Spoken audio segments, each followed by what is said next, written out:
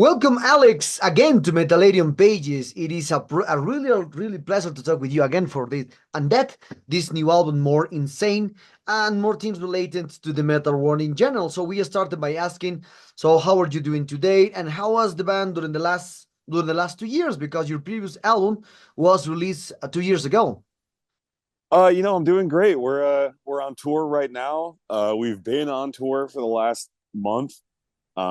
We played in Asia, we played in Australia, and now we're about a week into these shows that we're doing here in America. So vibes are good, morale is high, everybody's having a good time, and yeah, I've been staying extremely busy over the last 2 years since we put out our last record. Been doing a lot of touring, a lot of writing, and just very excited for people to hear this new record. Okay. Nice, nice. So, when did you start writing songs for this new album? Because your previous album was released 2 years ago, and perhaps these songs for this new album are rescue for the previous albums, or perhaps who knows? We're always writing. It's never really like a stop start thing for us where uh we have writing sessions and we start writing and then we finish writing and then we don't write for a while, right? Like we're always working on stuff, and there are songs on More Insane that we've been kicking around for about 2 years at this point, pretty much ever since we finished It's Time.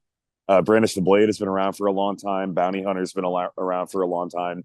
So we're always just trying to stay busy. We're always trying to stay on the ball. And yeah, the band really has never stopped writing since we started. Okay, well, that's a great thing to hear because, as I know, the band started in 2018. You released your first album, Lessons of the Different Kind, 2020, and that's a curious thing. The successful that the band has in the first album, it was during the pandemic times. We don't have the options to do gigs at that time. So, how do you compare or that era to promote that album without no concerts, without no gigs? Compared to promote the last two albums, because now you are on tour, you promote the last album, the previous album. So how do you compare all things? Yeah, when we released Legions, the first record, like it was crazy. We had some touring plans in the works. We were going to play some shows with a band called Phobophilic from North Dakota. We were gonna maybe try to play some shows with a band called Visceral Disgorge. But yeah, obviously, COVID happened and lockdowns happened, and everybody had to stay inside, and none of those tours panned out. So rather than just saying, we won't release an album and wait until we can tour again, we just said fuck it, and we dropped it, and we weren't really able to tour off of that record at all. But by the time our next record came out, lockdown restrictions have been lifted, and touring opportunities became more available to us. And I kind of feel like we haven't stopped ever since then. And part of me feels like we're kind of just making up for lost time. We're trying to tour as much as possible because we weren't able to tour off of our first album. Okay, okay. So usually I saw the schedule of the release albums is very consistent in your career because since your first album you release each 2 years a new album. The first one to 20, the second one to 22, and the third one through 2024. That's completely that I'm thinking that you are schedule albums each 2 years. So it is a conscious decision, or perhaps it's something that happened each 2 years. It's not a conscious decision. We're not saying, all right, it's 2 years, like let's put out another album, right? Like it just kind of happens that way. And I think a lot of that is due to the stuff I was talking about earlier, where the band just never really stops writing. We're always working on stuff, and um, we're always just kicking around new ideas, working on new songs. It's we never really take any extended downtime from like away from the band, even if we're not touring and playing shows. We're still writing, we're still working on new music as often as possible. So it just kind of happens that 2 year time frame tends to be the schedule in which we're ready to release new music. So I don't know if it's going to stay like that forever. I mean, who knows? It could be 8 years before we release our next album, but I don't think that'll be the case. No, okay, okay. Other detail that captured my attention in this new album is that you decide to change the cover art.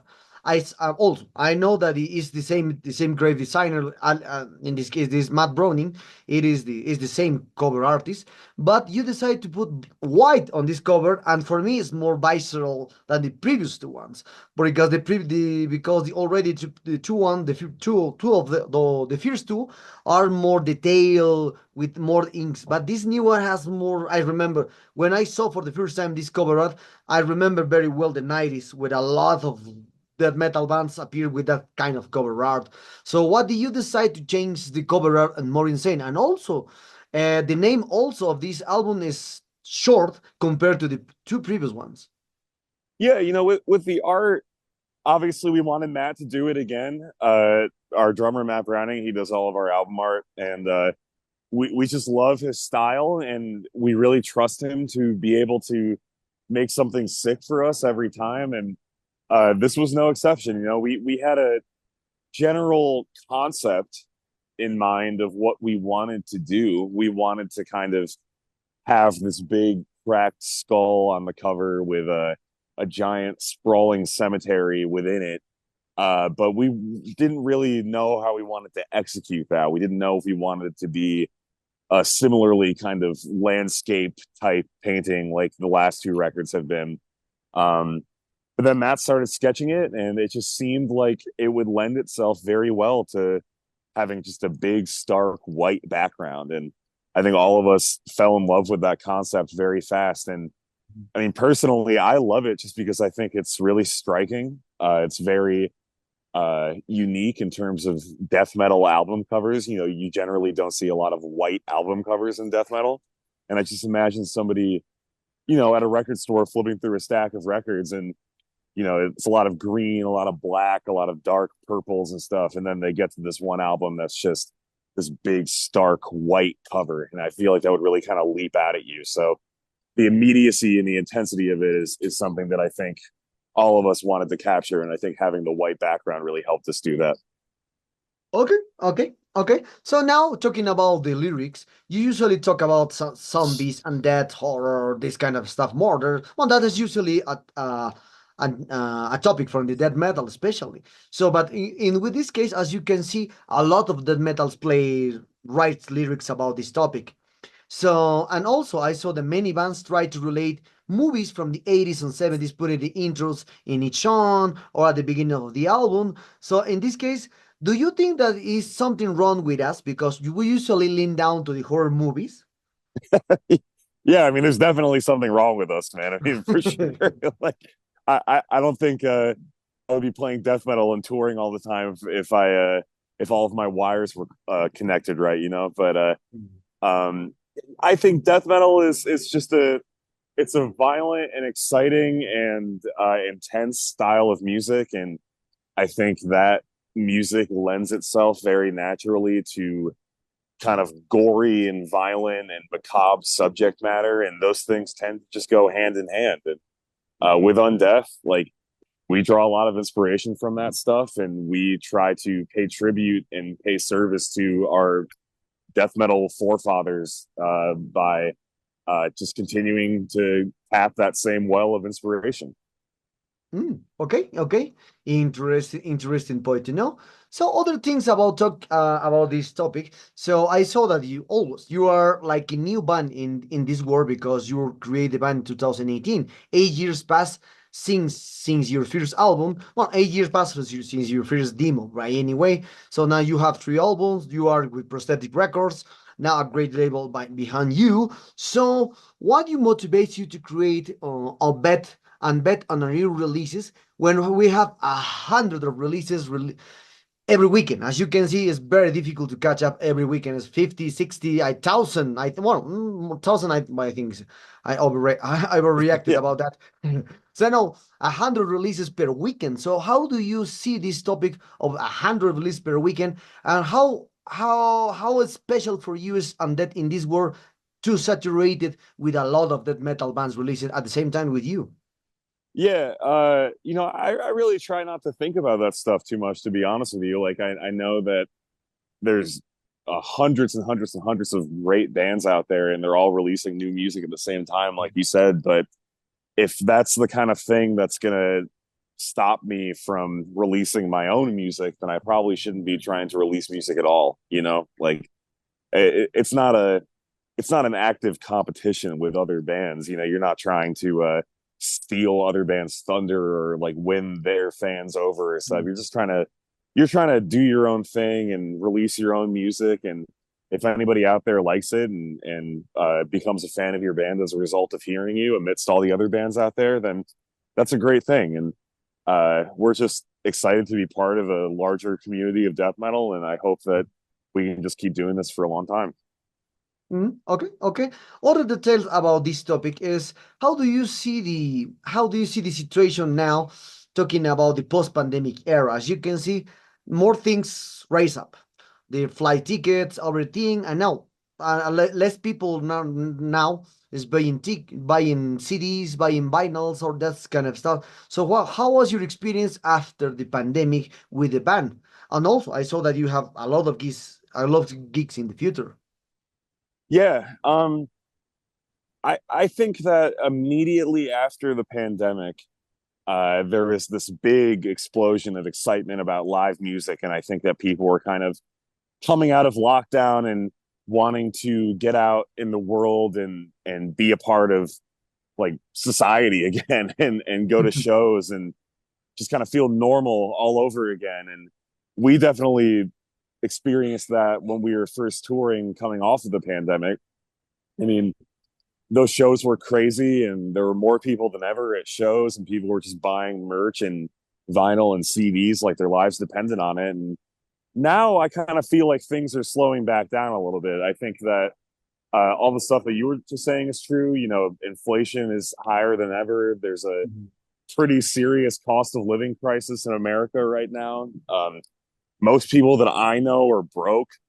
Uh, Everything is more expensive than it's ever been. So people just don't really have the money to go to shows and buy merch and CDs and stuff the way that they did even 2 3 years ago. Um, and that too, I think there's just so many tours happening right now at the same time that people can't afford to go to all of them. I think that people really need to be a little bit choosier about what tours they choose to spend their money on, because they can't afford a $20, $30 ticket 4 or 5 nights a week anymore.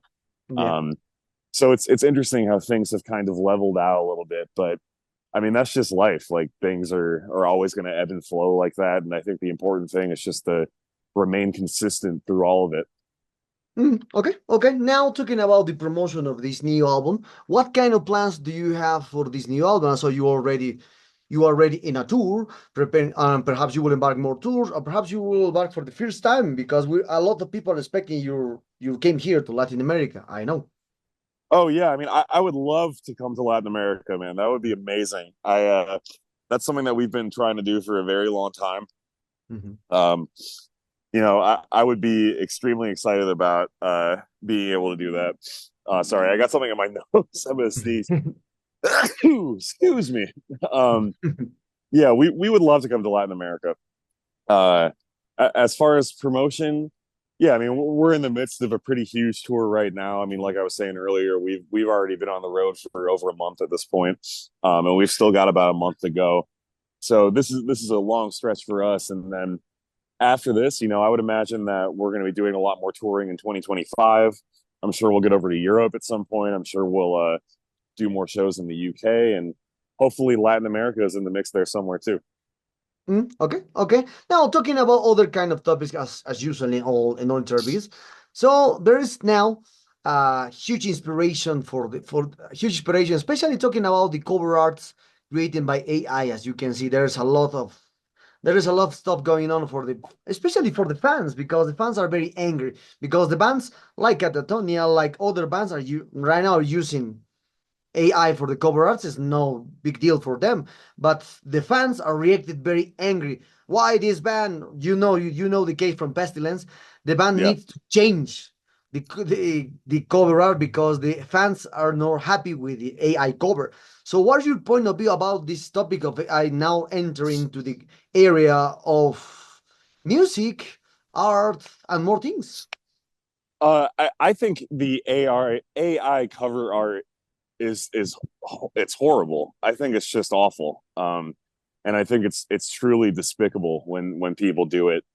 Um, that being said, a lot of the bands that I see that have gotten in trouble for it, like Pestilence and Deicide and these other bands that have used AI art and kind of gotten called out for using it, they're older.